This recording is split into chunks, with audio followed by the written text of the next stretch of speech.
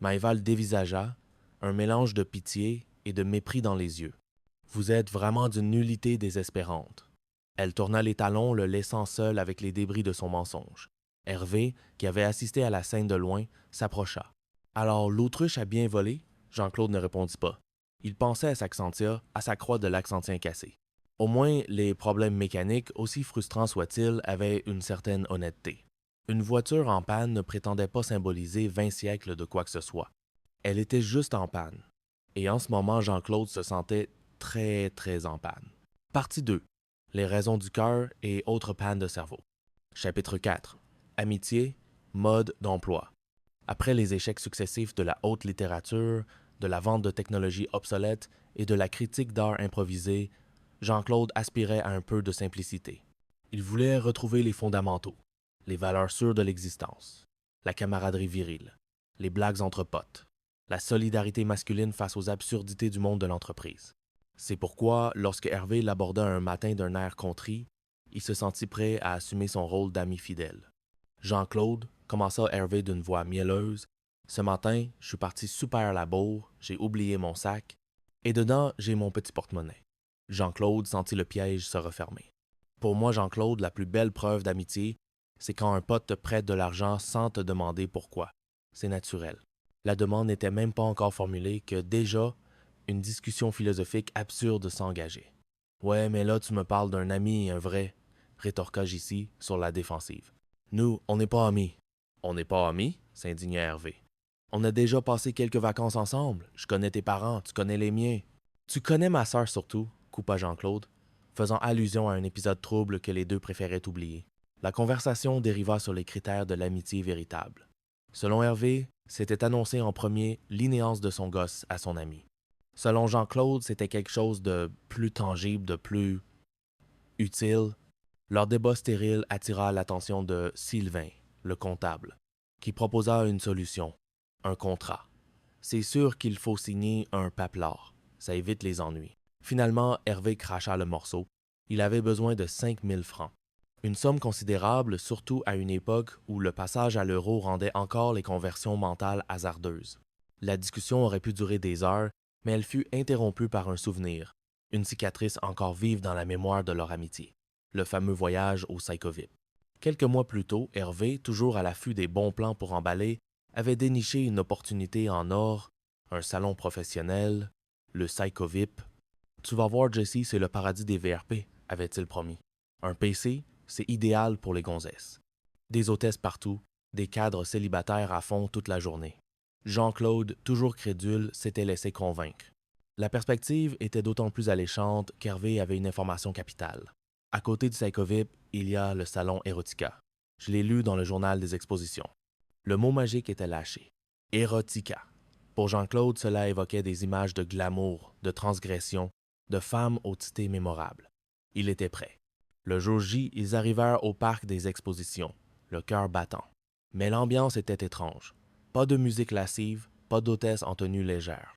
Juste des gens à l'air un peu bizarre, des aquariums, des terrariums et une odeur de sciure humide. Hervé consulta le plan. Son visage se décomposa. Une galère, JC. Une galère. Je m'en veux. Il n'y avait pas de salon Erotica. Il y avait le salon Exotica, le salon des animaux de compagnie exotiques. Le paradis des VRP s'était transformé en un cauchemar herpétologique. Autour d'eux, des passionnés discutaient avec ferveur de la meilleure alimentation pour migales, de la température idéale pour un boa constrictor et des dernières techniques de reproduction des geckos léopards. Des araignées de la taille d'une main se prélassaient sous des lampes chauffantes. Des serpents ondulaient paresseusement dans leur vivarium. Jean-Claude était horrifié.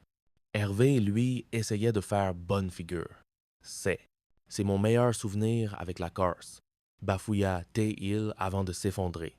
J'en ai pris pour une semaine, je suis resté là, bas. Pour Jean-Claude, le cauchemar n'était pas fini. Il se tourna vers Hervé, une lueur d'espoir dans les yeux. Tu pourrais me ramener une tortue naine? C'est pour ma nièce, la petite Tetness. Oh non, Jean-Claude, je t'en supplie, merde! Gémit Hervé, au bord de la crise de nerfs. Le souvenir de cette humiliation commune flotta entre eux près de la machine à café. C'était peu être ça, finalement, leur amitié, une accumulation de fiascos partagés, une solidarité dans la lose. Bon, d'accord, c'est Jean-Claude sortant son portefeuille. Mais tu me signes un paplard. Hervé, soulagé, accepta toutes les conditions. L'argent changea de main. Ah, Hervé, dit JC avec un soupir. Qu'est-ce que ça me fait plaisir qu'on soit amis, tous les deux. Il était sincère. Leur relation n'était pas basée sur la confiance, le respect ou l'admiration mutuelle. Elle était basée sur une série de transactions ratées, de malentendus et d'exploitation réciproque. C'était une amitié à l'image de leur environnement professionnel, cynique, intéressé et finalement profondément comique dans sa vacuité. C'était une amitié de bureau, tout simplement. Chapitre 5. Une nuit de légende. Le bureau est un écosystème fragile, où l'information, ou plutôt la désinformation, circule plus vite que n'importe quel mémo de la direction. Un simple regard, un déjeuner prolongé, une porte fermée, et la machine à rumeurs s'emballe, transformant le plus anodin des événements en une épopée digne d'Homère. Ce fut le cas de la nuit de légende d'Hervé Dumont. Tout commença un mardi matin. Hervé arriva au bureau avec une démarche nouvelle. Il ne marchait plus, il flottait. Un sourire béat était accroché à ses lèvres, et ses yeux, d'habitude perdus dans des calculs de marge sur des classeurs à levier, pétillaient d'une joie mystérieuse. « T'as la gueule d'un mec qui a passé une nuit chaude », lui lança Jean-Claude, expert en la matière du moins dans ses propres récits. Hervé fit semblant de résister, jouant la carte du secret partagé. On s'est engagé à rien dire. L'appât était trop tentant. JC se lança dans une négociation digne d'un souk. Hervé, 1 mois de café gratuit. Je te passe toute ma collection de cassettes de Bruce Lee. La vérité, ou du moins une version de la vérité, ne tarda pas à éclater. La victime était Jeanne, la secrétaire de direction. Mais la réalité de l'événement était bien plus nuancée que la légende qui allait en être. La scène se rejoue en flashback. La veille au soir, après un pot de départ, Hervé et Jeanne se retrouvent seuls. Un verre en entraînant un autre, une confidence en amenant une autre, ils finissent chez elle. Ce qui se passe ensuite est un mélange d'alcool, de solitude et de curiosité. Pour Jeanne, c'est une parenthèse, une petite aventure sans lendemain. Pour Hervé, c'est une révélation, le début d'une grande histoire d'amour. Le lendemain matin, la dissonance est palpable. « Hervé, lui dit-elle doucement, ce qui s'est passé, c'est passé. On s'est envoyé en l'air, c'est vrai, l'alcool, ça transforme un cafard en Batman. Mais bon, faut atterrir.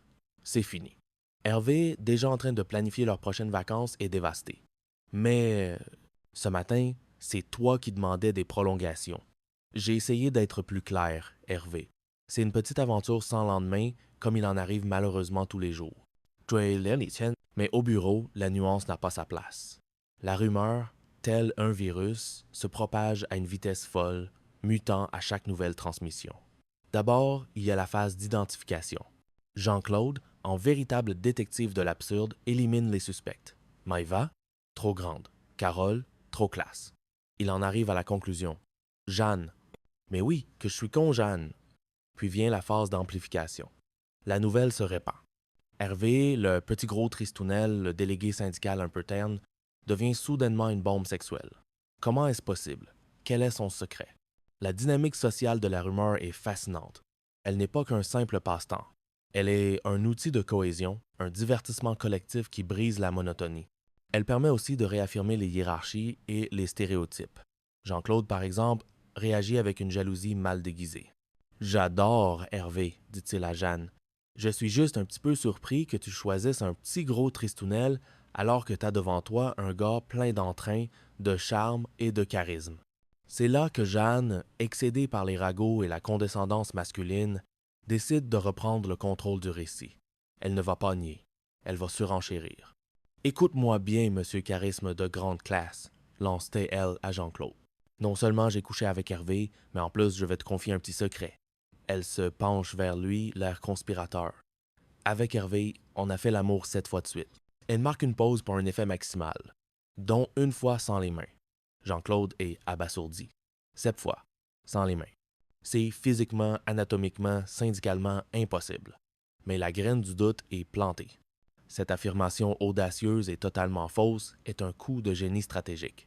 En se présentant non pas comme une femme qui a eu une aventure d'un soir, mais comme l'instigatrice d'une nuit de débauche épique, elle renverse les stéréotypes de la femme passive ou victime des ragots. Elle devient une figure de pouvoir, une icône de la libération sexuelle du 3e étage. La légende est née. Hervé,